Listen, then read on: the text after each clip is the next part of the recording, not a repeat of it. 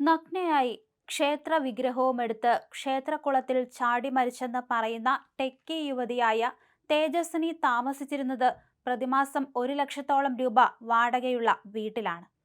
തേജസ്വിനിയുടെ സാമ്പത്തിക ഇടപാടുകൾ പോലീസ് പരിശോധിച്ചു വരികയാണ്. ഇവർ താമസിക്കുന്ന ഫ്ളാറ്റിന്റെ മുകളിലത്തെ 2 നിലകളും ലോഡ്ജ് പോലെ പ്രവർത്തിക്കുന്നവയാണെന്നും അന്വേഷണത്തിൽ വ്യക്തമായി. തേജസ്വിനി ക്ഷേത്രത്തിൽ നിന്നെടുത്തു എന്ന് പറയുന്ന വിഗ്രഹം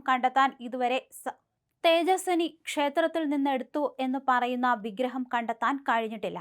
ഇതിനായി ഡിസാസ്റ്റർ റെസ്പോൺസ് ഫോഴ്സ് ബോട്ടുകൾ വിന്യസിച്ച് തെരച്ചിൽ നടത്തുകയാണ്.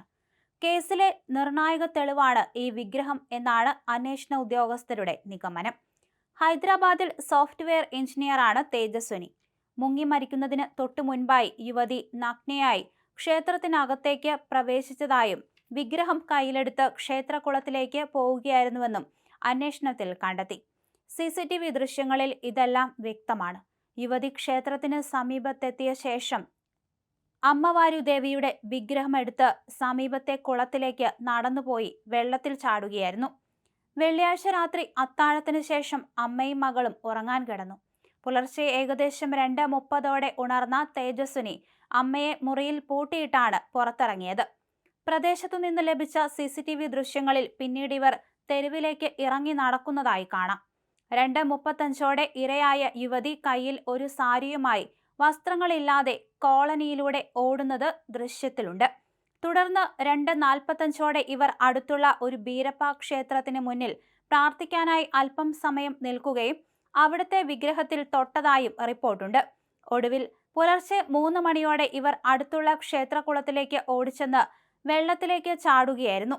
പിറ്റേന്ന് രാവിലെ ഉണർന്ന അമ്മ താൻ അകത്തുനിന്നും പൂട്ടിയിട്ട നിലയിലാണെന്ന് കണ്ട് ബഹളം വയ്ക്കുകയും തുടർന്ന് അയൽവാസികളെത്തി വാതിൽ തുറക്കുകയും ചെയ്തു. പിന്നീട് നടത്തിയ തെരച്ചിലിലാണ് തേജസ്വിനിയുടെ മൃതദേഹം കുളത്തിൽ പൊങ്ങിക്കിടക്കുന്ന നിലയിൽ കണ്ടെത്തിയത്. മോടിപ്പള്ളി പോലീസും ഹൈഡ്ര ഡിസാസ്റ്റർ റെസ്പോൺസ് ഫോഴ്സ് എന്നിവയുടെ സംഘവും ചേർന്നാണ് മൃതദേഹം പുറത്തെടുത്തത്. പോസ്റ്റ്മോർട്ടം നടപടികൾക്കായി ഗാന്ധി ഹോസ്പിറ്റലിലേക്ക് മാറ്റിയിട്ടുണ്ട്. യുവതി കടുത്ത വിഷാദ രോഗത്തിലൂടെയും മാനസികാരോഗ്യ പ്രശ്നങ്ങളിലൂടെയും കടന്നുപോയിരുന്നതായി പ്രാഥമിക അന്വേഷണത്തിൽ കണ്ടെത്തിയിട്ടുണ്ട്. തന്റെ മകൾക്ക് പതിവായി കടുത്ത പേടി സ്വപ്നങ്ങളും പരിഭ്രാന്തിയും ഉണ്ടാകാറുണ്ടായിരുന്നുവെന്ന് അമ്മ നൽകിയ ഔദ്യോഗിക പരാതിയിൽ പറഞ്ഞിട്ടുണ്ട്. പോലീസിന്റെ നിഗമനപ്രകാരം CCTV ദൃശ്യങ്ങളിൽ അവൾ വീട്ടിൽ നിന്ന് നേരെ കുളത്തിലേക്ക് പോകുന്ന വഴി വ്യക്തമായി കാണാം. ദൃശ്യങ്ങളിൽ മറ്റ് ബലപ്രയോഗങ്ങളുടെയോ രണ്ടാമതൊരു വ്യക്തിയുടെ ഇടപെടലിന്റെയോ ലക്ഷണങ്ങളൊന്നുമില്ല. പെട്ടെന്നുണ്ടായ മാനസിക തകർച്ചയെ തുടർന്ന് സംഭവിച്ച ദാരുണമായ ഒരു ആത്മഹത്യയാണെന്നാണ് ഇത് സൂചിപ്പിക്കുന്നത്.